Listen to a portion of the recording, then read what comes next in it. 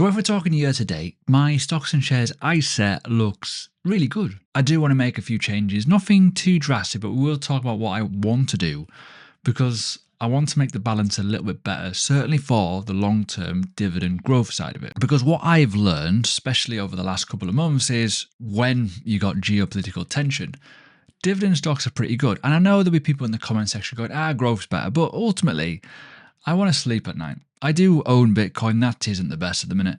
I do own other assets as well, but this, for me, long term, this is working out pretty well so far. And hopefully, if you've been copying and following along, you'll know that you're probably sleeping pretty well too. But I want to keep it super simple today because I know the S&P 500 is at all-time high. I have talked about how that isn't as diversified as you think. The FTSE 100 is somewhat resilient, which is quite good considering the UK climate is a bit of a dive at the minute, especially when you walk around the high street. And you could probably argue, yes, there is a big disconnect between news and reality.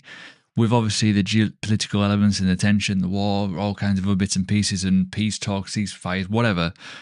It's a bit messy, but is it all by design? But what we're going to do, we're going to look through my portfolio, see what's happening, and we'll go through why it matters, because it does. We are in a situation now in the UK, we have got the new ISA limits. Boom. Yes, let's go.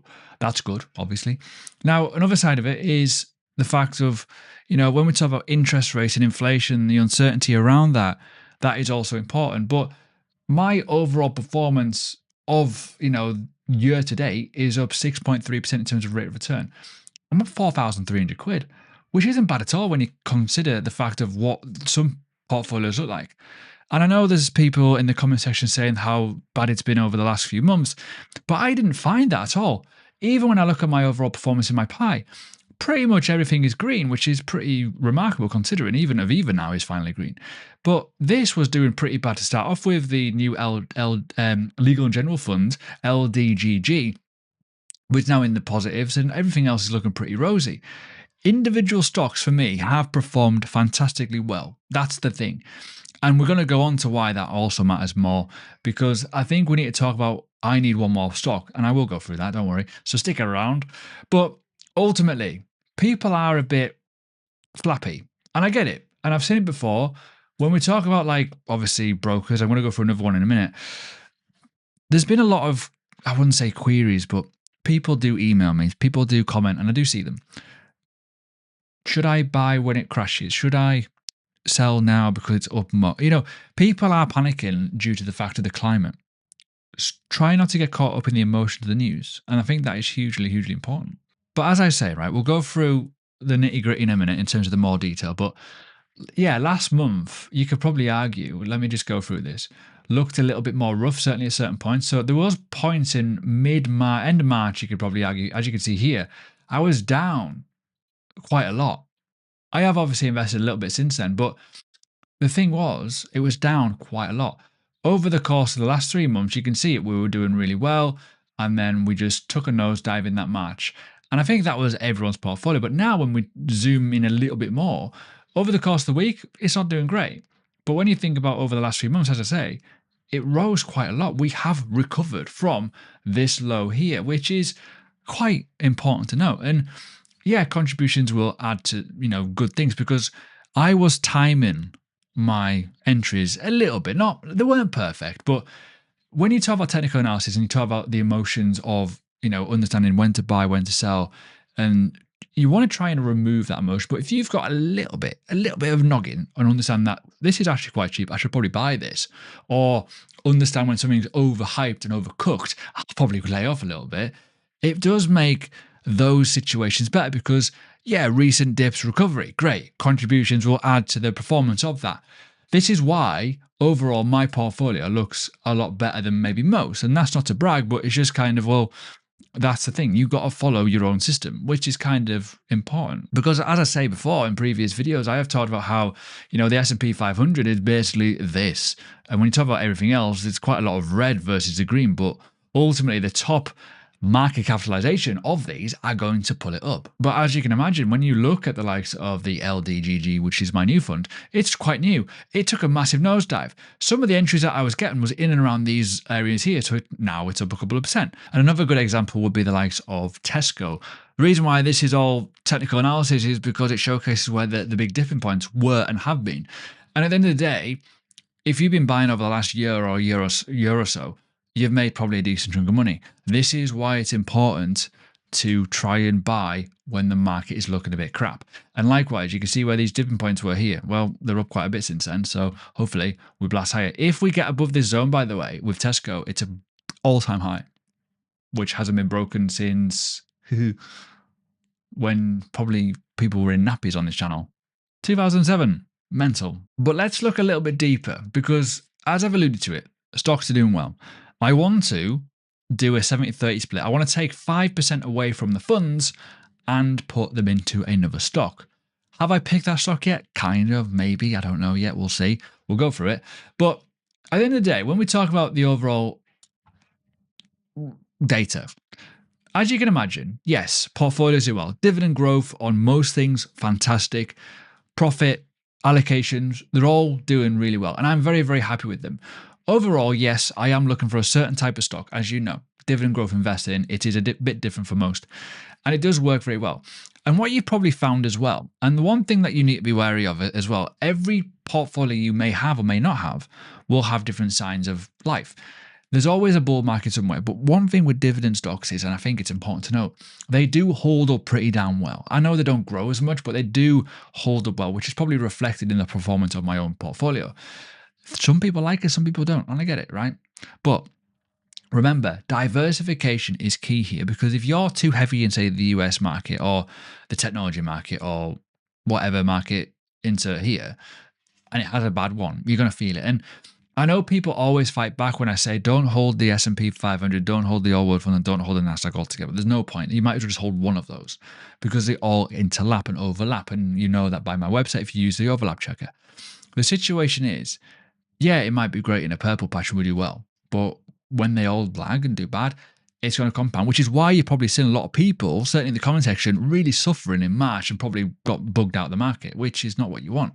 And this is the thing, right? Fantastic tool, link below. Jump in, free trial, and it's quite cheap anyways, regardless, right? In terms of my overall growth, as you can see, most of my stuff is growing. And over the course of time, this is going to get better and better. It's going to compound. That is why I have the mentality to keep investing, because I know over the course of time, I will start to make more money. That will then start to compound. But hopefully in the next 2 years, that'll be double that. And I will basically see the rewards and the snowball effect, which is why it's important to note, because psychologically, you can only put 20 grand in your ISA, but actually I can put more than that in because I've got that income. That's what people forget. That income is hugely important when you're reinvesting. When you reinvest it into the stocks that you've already got the dividend from, you're going to get the yield on cost effect, and it's going to become very, very, very powerful. But when we talk about overall performance, and we talk about this quite a lot, my portfolio alone is up 6.23% over the last 6 months versus the S&P 500. Likewise, over the last 3 months, it's up quite a lot. This is the thing. Every portfolio will have different periods. It will probably underperform for a while, but that's fine. But over the course of this period, it's done really, really well. But the realization, I think, for a lot of people, certainly when we talk about investing in portfolio strategies and obviously all that kind of side of it, the mistake that people make is they're thinking that they're up, like this, for example, you should stop. It's just going to carry on. It doesn't work like that. It just means that you're essentially on track. And the psychological elements of every single investment is, well, actually, if it's overcooked, you should probably slow down a little bit with that stock, with that fund, because you may not get as much reward. If it starts to dip and the fundamentals look fine, you probably buy a little bit more. Likewise with certain stocks here. So even if we're looking at the all-world dividend one here, there's been some pretty lofty dips, but most people have been rewarded of holding for the last few years, right? Which is important. If you find an opportunity, you buy it. If you see an opportunity to sell, you can sell it. You rebalance. And it's very, very easy to go and trade in 2 and 2. For example, just press a rebalance button and just divert some of that profit elsewhere into some of the laggards. That's fine. That might actually make you a lot more money in the long run as well. But what am I doing next? I am in 2 minds here. Do I move my ISA to light year because the UI is better and it makes me feel good because I like it? Or do I just stick with trading 2 and 2 and add one more stock? I'm kind of in 2 camps right now. Light year for me is a really nice interface. It's lovely. And overall, it's easy to research. As I said before, I'm twining a little bit because I think trading 2-on-2 is not the best UI. Like you open this, you go into there, you got two different things, totally different values. Like what the fuck? And then say, for example, you go into Lloyd's Group, random, you just get the chart and you just get this. Like that is not filling me with anything. Even if I go and see all, it's not great, is it? And that's what I whinge about because I think it's quite hard and clunky. However, if you go into, say, Lightyear, it's even nicer. And we go into, say, Stock Screener. And I know it's got everything and you go to the filters, but let's just put in Lloyd's, for example. Lloyd's Banking Group, go to the pounds one. It just looks nicer. It just feels more fluid. It just gives you all the metrics you need to know all in one place. You scroll down, it'll give you a lot more price target analytical stuff and obviously ratings from analysts, which is actually quite good for price performance. It will give you some fuck off warnings. Oh, hold on a minute, we don't have much cash flow. Probably avoid this one. Earnings per share, yeah, that could be interesting.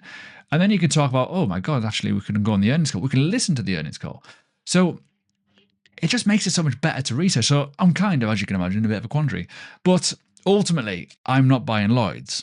But what I am thinking, though, I'll be honest with you, I'm not reacting so much to the emotional side of it. I'm just building positions and I'm thinking, well, why not go 70-30 and just have a better portfolio allocation? Now, the thing with this, as I said before, with Stock Screener on here, if you set it to pounds and you set it to the British stocks, for example, you get the dividend yield and the PE ratio perfectly there with the market capitalization. You know they're the big boys and you know that there's some good assets there and you can do your research. As I say, not fully picked what I want to do yet. I know some people will gravitate to the top, but I like to go a little bit lower and find some value as well as some, hopefully, fingers crossed, some good dividend growing assets. Legal in general might tickle my fancy, but there's some elements of that I don't like. There's a couple on here that I do want to look at, but for me, I want to have good dividend yield so I get paid, but ultimately I want the growth to matter. The growth side of it is the important factor. But yeah, if you are interested in using Lightyear, use my code MATE and get up to £100 of a fractional share or an ETF into your general investing account. Terms do apply, of course, and see the link in the description below. And please remember that investing does involve risk and the value of your investments may go up or down. My biggest concern more than anything is the media. The fear within that media is a big, big factor of why decisions become problems. Even when you talk about earnings and you talk about, obviously, profit ratios and all these kind of numbers and whatever, the spin of the media will always get you to bite harder, I think. But if I'm honest, just don't buy stocks that are crap. It's all to do with the research. If you walk down your high street and you think, I'm going to buy that company because why not? Have a little look around you. Maybe the retail sector might be an issue, but ultimately some stuff will do well. Before I go though, I want to showcase that I am launching my Plus membership today. Now, for the first month or so, it will be discounted as it is going through testing to make sure it all works perfectly well and to collect feedback to make it even better. There's a full course on here. There's an AI tool, there's a chatbot, there's a 3-in-1 portfolio analyzer, which does research, wealth tracker, and your portfolio analytics, which is pretty important when you are investing, as you know. And there will also be exclusive content called Behind the Portfolio, where I will be doing Q&As, potential live streams, portfolio analysts in deeper form versus this, and a lot more research analytics, all for a small monthly fee. Because this website has cost me thousands already building it, and I do love it, don't get me wrong, but it's been quite expensive. And there you go. Portfolio update done. We're doing pretty well. I will be adding a stock. I am looking at further things. I am contemplating a few things in life, but things are looking pretty rosy. It's all about the plan. Having the plan, acting on the plan, and sticking to the plan, essentially. Anyways, watch this video and don't forget like, comment, subscribe as always, and I'll see you again very, very soon. And don't forget, check out the website link below. Jump in.